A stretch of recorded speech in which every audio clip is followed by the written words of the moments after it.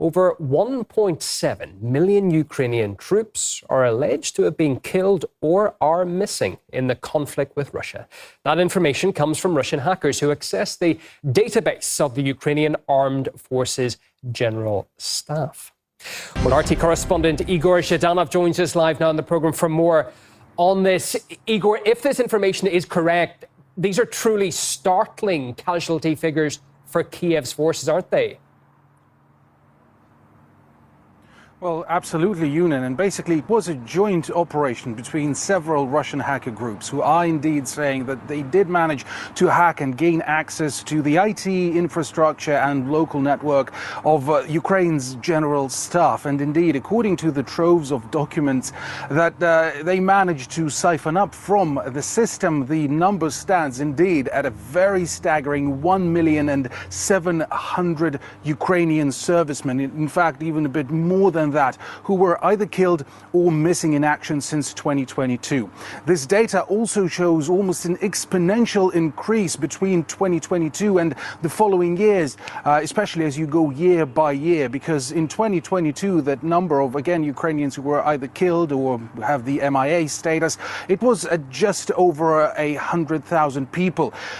This year, 2025, it's not over yet, but already they've broken all records, well, very sad records for that matter. And right now, up to this moment, the Ukrainian armed forces have lost more than 600,000 people, servicemen, again, either, well, gunned down on the battlefield or missing in action. Now, it's important to break down this total figure, because missing in action, it doesn't just mean those Ukrainian servicemen who were killed, and right now, well, the Ukrainian commanders, they don't know about anything about their fate, or rather they can't retrieve their bodies, the bodies of their own fallen soldiers from the battlefields, from the front line.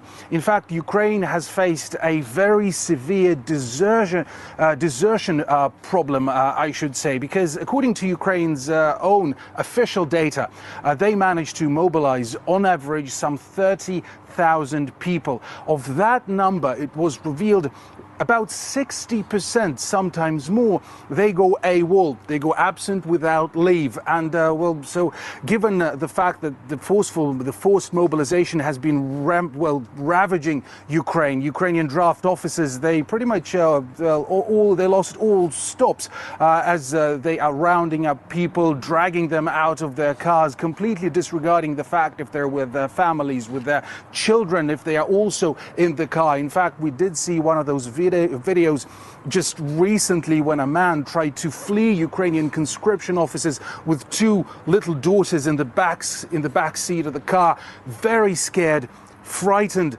And, well, it didn't stop these Ukrainian officials and from dragging the man out of the car and, well, rounding him up and eventually sending to the front line. And really, this number revealed by the hackers, it really shows and sheds light on the problem and corroborates all the claims made by even Ukrainian officials too, that the Ukrainian army is starving on manpower.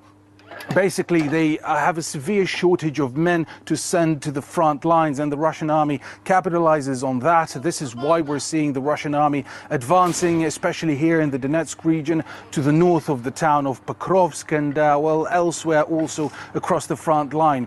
The Russian President Vladimir Putin previously, he did reveal that, in fact, most Ukrainian brigades are, well, more than 50% short on manpower.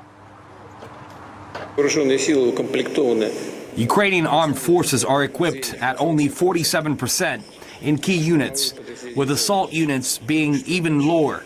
So what's next? It's not just about whether Western countries supply weapons or not, though that is important. But if troop readiness is below 50%, those units are considered non-operational and unfit for combat. There's mass and forced mobilization happening. They even decided to conscript 18-year-old boys. Not just agreed, but made a decision. They planned to recruit 1,500, but reportedly only managed to enlist 1,000. And then 500 of those simply deserted. The number of deserters is growing rapidly. Losses are exceeding the level of mobilization.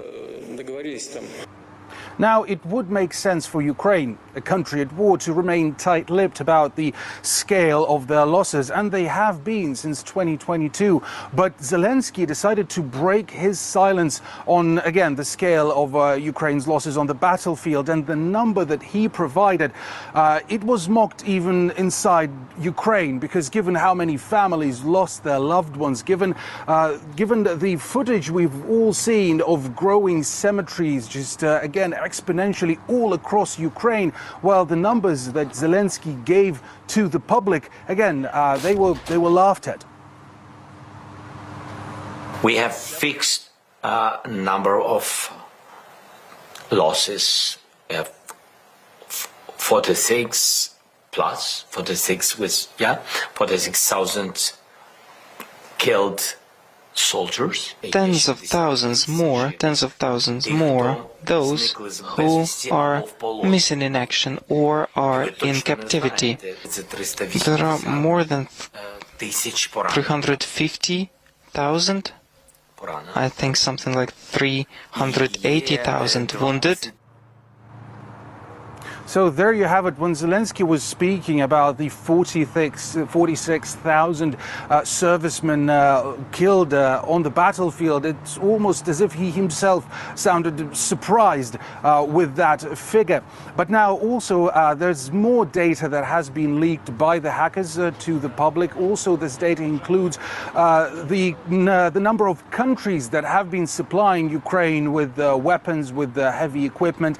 It's some interesting data too. They have revealed that more than 40 countries, in fact, took part in providing Ukraine with tanks, with armored vehicles, with shells and artillery rounds.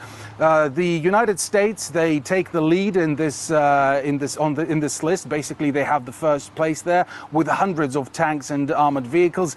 Germany comes in second, and Poland is also very high on that list with, again, hundreds of armored personnel carriers and, in general, military machines. So there you have it. And this is not the first, PR blow that Ukraine receives from this alliance of hackers.